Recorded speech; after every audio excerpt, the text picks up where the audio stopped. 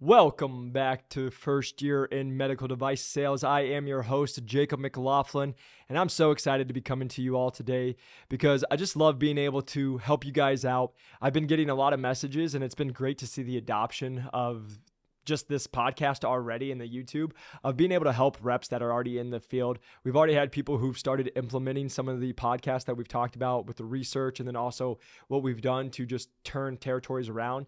And we've been getting awesome messages saying reps have been doing that, executing it, and starting to get results already, seeing an uptick in their territories in such a small amount of time. So that's been absolutely amazing. And just want to say welcome to everybody who is new here. If you're a first-time listener, this is First Year in Medical Device Sales. Who I am is my name is Jacob McLaughlin. I'm a regional sales manager for a med tech startup, but 3 years ago, I was a personal trainer. And so why I've made this podcast and who I am and why you should even listen to me is I was a personal trainer 3 years ago, wanted to break in, ended up getting 4 job offers with top companies in the world, was able to land a position with Medtronic as a full line rep. I then took the lowest performing territory in the nation to top 10, finished number 8, where I got headhunted and was able to break in as a regional sales manager with a medtech startup, Innovis Medical, in under 2 years of experience. Usually they want 7 to 10. And with here, we've just made some deals, and I have to wait until we announce all that good stuff. But having fun, having success, being able to help others.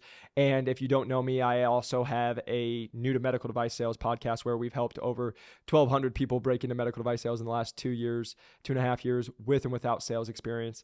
So again, just showing you guys what's possible. Hopefully it's always an encouragement to you all. That's why I do this. Don't want anything from you, hence why we put all the free content out there.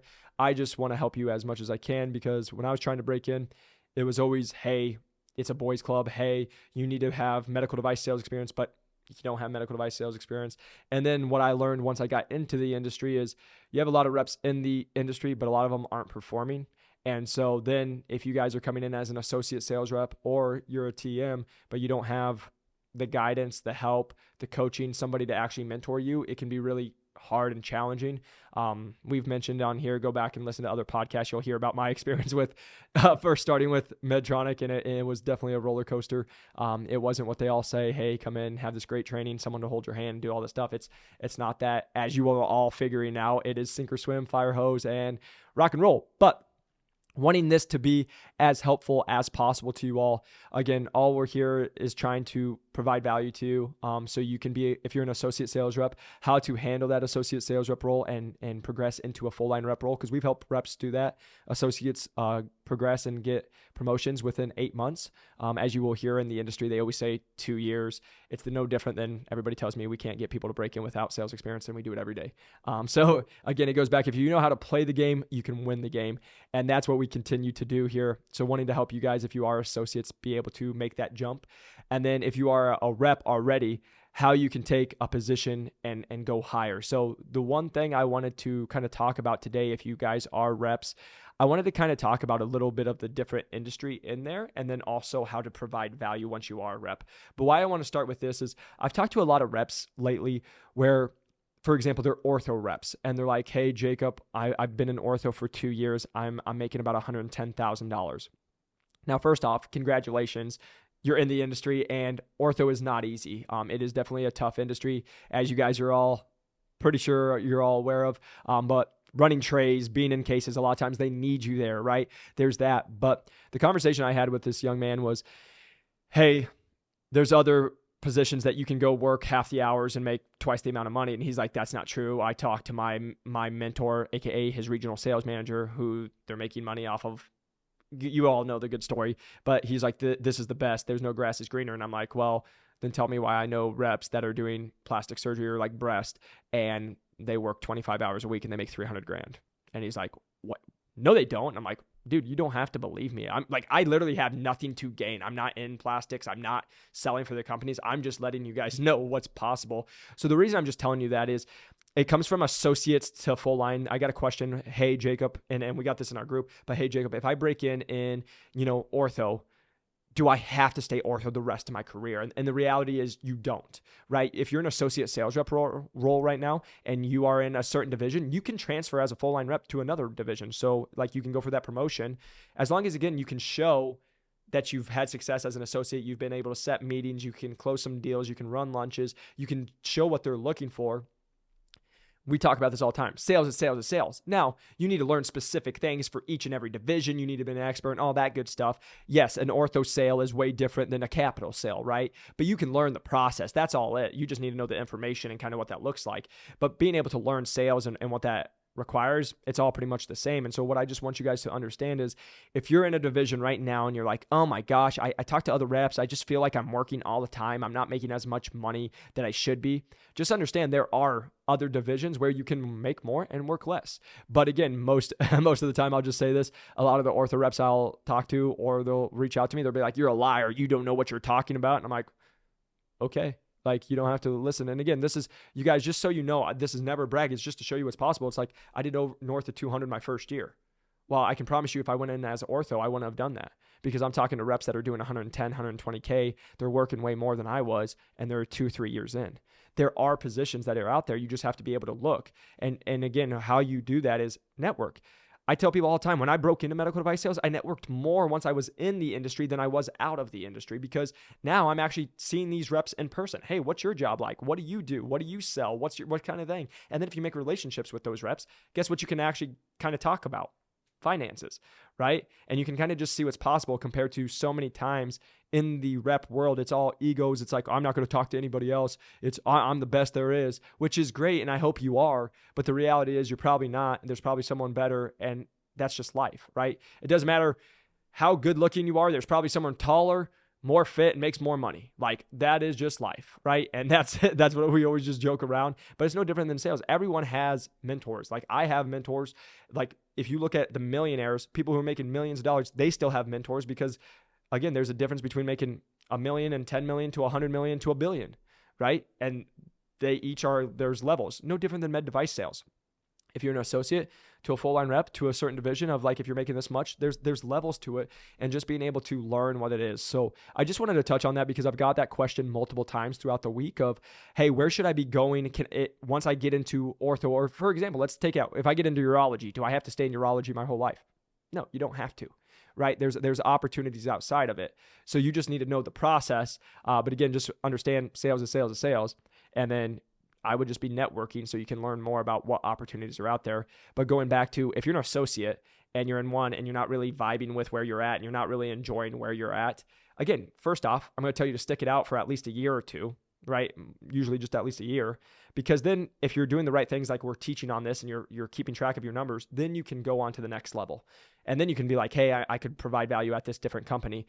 But so many times I'll get someone who reaches out, they're 5 months in, they're like, I hate it, I can't do it, I think I'm going to quit. And I'm like, hey, just stick it out for a year, right? Because you can do anything for a year. And I'll just tell you guys, like, there's multiple times it wasn't enjoyable where I was at certain points, but that's the life. Like, just think about your life now. Like, there's always going to be tough times. It doesn't matter if you're in a relationship or anything. It's not sunshine and rainbows all the time. You got to think about the bigger picture in mind. So if you know you want to do med device sales, well, they need to see at least a year. And then again, after a year, you can start, or 8 months or 10 months or whatever it is, then you can start applying and saying, hey, I've been able to accomplish this. They're taking a little longer, and I know I can go and make an impact. And this is a company I've actually researched and talked to, and I know that this is what I'm passionate about. And you can grow that aspect of it. And that's where you can make that transfer right away. Same thing if you're a rep right now and you've been in for 2 or 3 years and you're like, I don't know if this is mine. I'm running all the way. I talk to reps that are literally working half the amount of hours and making more money on a base. This doesn't make any sense to me. What am I doing? Network with those people. Reach out to people. There's always those opportunities. Now, again, that's not me saying ortho's bad, because I know a lot of people who are in ortho absolutely love their life, make good money, and have a great work-life balance as they build the teams and all that good stuff. It's just, understand everybody's different, because I say this all the time, especially with people breaking into medical device sales. Everyone always asks me, what's the best division? That's dependent, right? Because if you tell me I don't care about hours, I just want to make the most money, well, that's a certain division. If you're like, hey, Jacob, I need to make at least this much money, but I need a good work-life balance, well, that's this division. That's going to tell you which company to go to, right? You just have to understand where you're going. But each person, because I can say, hey, if you work 100 or you work 30 hours a week and make 150 grand, there's going to be some people who are like, that's amazing. That's what I want. There's going to be other people who's like, that sucks. 150K is no money and I need to be working. So everyone's different. So just understand that. Now to the second part of this, and where really the value is coming in, is how are you providing value to your accounts? So the reason I just wanted to come into this is because I just had a talk with actually a personal trainer, because I still train people every once in a while, but I was just at the gym working out, and I was talking to one of my buddies. He has his training business, and he was like, hey man, tell me a little bit more about medical device sales. And then I know you teach people how to break in, and what's that? Can you just give me more information? But then he was like, man, you're super smart because you're taking people that are already like, trainers are hardworking, very disciplined, all that stuff, but sometimes they don't like to sell, right? And so what we're just doing, again, I don't only work with personal trainers, I work with everybody, but the conversation was, well, how have you had success in it? And I always say this, and I've said it on New to Medical Device Sales a million times, it's because I never tried to be a medical device sales rep. And what I mean by that, I'm never here to try to make the sale, come in and do all.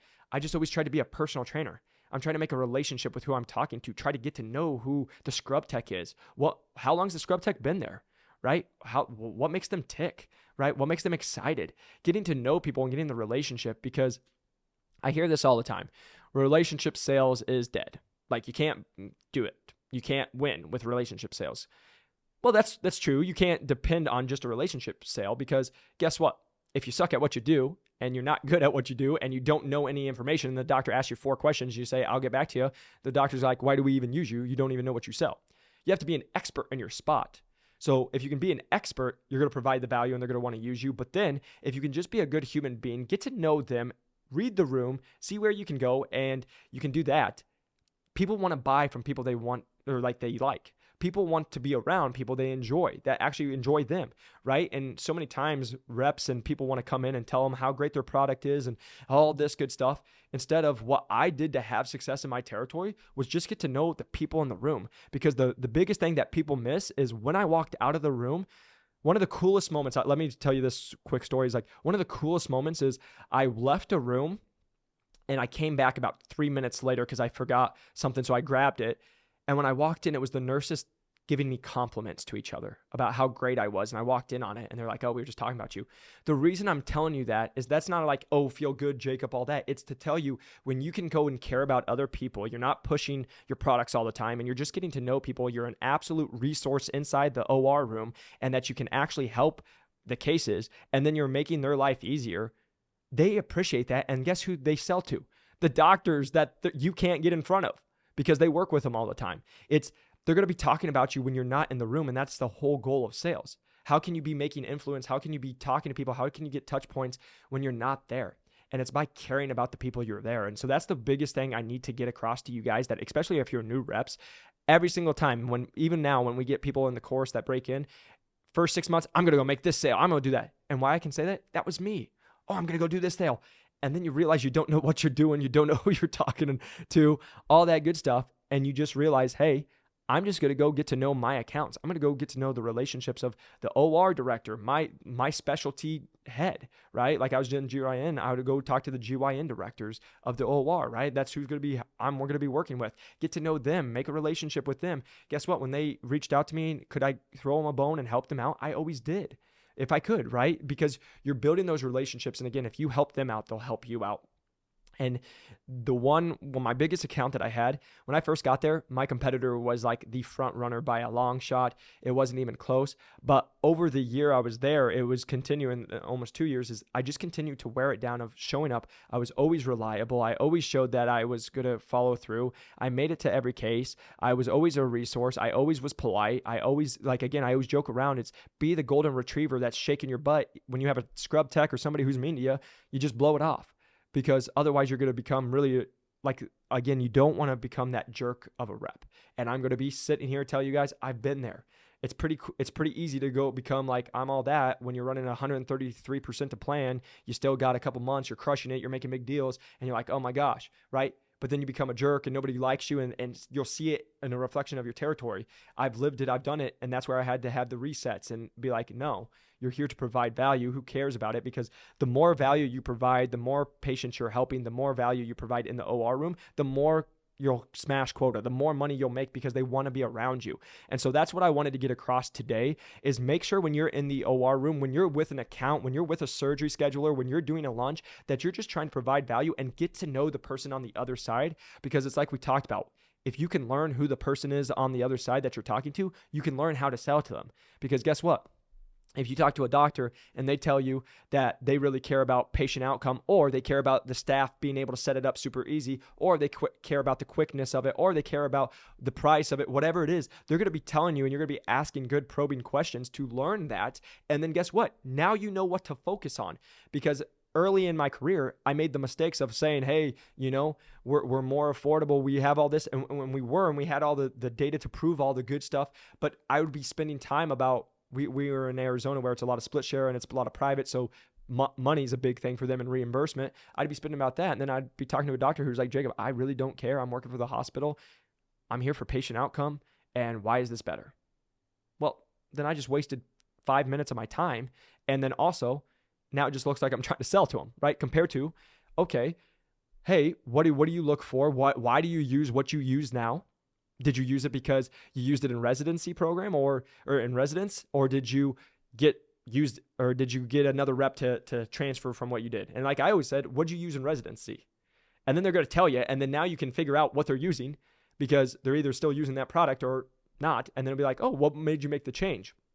They'll tell you a lot of times when they made that change, there was a reason of they thought it was better. They were open to it. Well, that's great because, hey, doc, because if you're open to that, wait till you're open to this and what we can do and blah, blah, blah, blah, blah. Right? But if they're like, oh, you're just using what you did in residency, well, have you ever considered this? And if they're like, no, it works, I'm not doing that, that's when you can come back and be like, well, you also used to use a BlackBerry at one point. Now we use iPhones, right? There's a bunch of different things you can always combat those, but you're getting to know who your person is. You're understanding what you need to say to them to sell to them and being able to just close it. And again, I always tell you guys in the first meeting when I was meeting with somebody, I'm not trying to close them.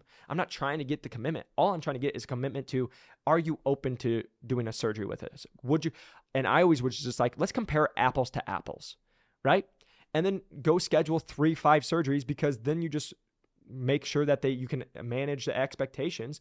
Hey, doc, the first time you rode a bike, it probably took a couple times. You probably fell a couple times, right? Yeah. Okay, great. Just like when you come and use our product, it's not going to be like you grab and go first time, because if you were used to, like for me, it was like, oh, I'm used to doing stuff on the right hand side and now you have me using a foot pedal. Well, this is more difficult. It's not more difficult. It's just taking some time to learn it. So you get the stuff scheduled, and then when you're in the OR before the case, you're going to manage expectations. You're going to show them, like I would show them a video of, hey, this is what to expect. This is where we're different. This is what we told you about. This is what you're going to see. I will walk you through everything. I just need you to just kind of maybe go a little slower than you're used to, so I can actually make it make sense. Because all of my cases were the ones when the doctors are like, I already know it, bam, bam, they're shoving it in. It's not working because they're not listening. I'm like, hey, drop the wrist, and they're lifting the wrist up. Hey, it's not going in, And so that's what I would just tell you guys is, if you can continue to do that and you'll learn who you're selling to and you have those conversations, you can manage those expectations. You can learn what actually makes them tick, what's going to make them excited about going into using your product. And then it all goes back to, if you're providing value, then you can get the staff to like you. You can show that you follow through. You say you're going to be at a case, you'll be at the case. You say you're going to email, you follow up with an email. All the above, then it just continues to show that you are who you say you are. And again, it's always about your reputation. So don't be that rep who says you're going to do something and then don't. Always be the rep who follows through. But I wanted to just focus on you guys. Again, being a personal trainer, it was, hey, how's your day going? Hey, how's life going? What's going on in your life right now? Hey, if it's a new client, hey, tell me a little bit about yourself. It was just building relationships. That's why I've been so successful in medical device sales. It has nothing to do with sales or it's just I'm trying to build relationships with the people I'm with. And then again, they'll be like, relationships don't make deals. Well, I would caveat that is, what happens if you are great at relationships? You can build that, but you're still an expert in what you do. I studied it. I knew my products like they were supposed to be known. I knew the competitor's product. I knew where we were different. But what I never did was put the other product down. I never said, hey, this is horrible. I would just say, hey, this is what we do. Can you see the difference here? Oh, yeah. Hey, doc, when you do this with their product, this is actually what you don't have to do that step. Oh, really? Right? Because I just knew who I was selling against. It's not talking bad about them, because we had talked about this, I think, before, but I had a post go viral on LinkedIn because it talked about, I converted a doc, and the doctor talked about, when your competitors here, all they do is talk trash about you and your product. But you've never once, I've worked with you 4 times and you never once brought them up. You just bring up your product and talk about the patient and how it's getting a better outcome. That she converted to us. She started using us. That was a doctor I won by, again, not comparing to the competition of all this. It was, hey, do you see this difference? Does this help you? Is this more efficient? Especially when she was more clinical. And just being able to provide that value, but being an expert on what you sell. Because there was like, we would sell a device. Hey, sometimes if you couldn't go in and it was a retroverted uterus, hey, you need to flip it upside down or something goes on, right? You knowing that, and then it slides right in and they're like, oh my gosh. Like that's literally what got me with my top doc, was knowing that product. They were struggling. I said, hey, just try this. Did it, slid right in. She's like, oh my gosh. Like I've been struggling with this forever. You just saved my life. That was the moment the relationship changed, because the first 3 months up to that, she just thought I was a nice guy. But then I actually showed that I could be an asset and provide value inside the OR room to make her cases go well. And that's what I would tell you guys to focus on, is when you're in the OR room, make sure you're talking about, or not talking about, but you're just providing value. And that may be not talking. But like, I just will tell you guys, each doctor, each person you deal with is going to be different. Yes, there's sometimes you go in and they don't want to talk to you. They don't want anything to do with you, and they're there to do a business. That's great. Like, then you step off.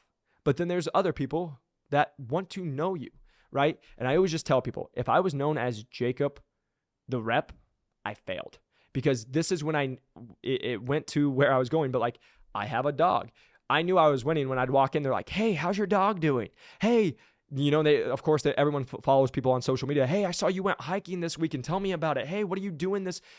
They started acting like I was a friend, and it's starting to help me. And then I would start getting DMs or text messages. Hey, this doc's going to be here on this day. You should show up. Hey, I just let you know, this case went really bad with your competitor. You should know that you should go talk to this doctor now. Like, they literally will give you what you need and the ammunition to be successful if you can make those relationships, show that you care about them, and you're not there for the money.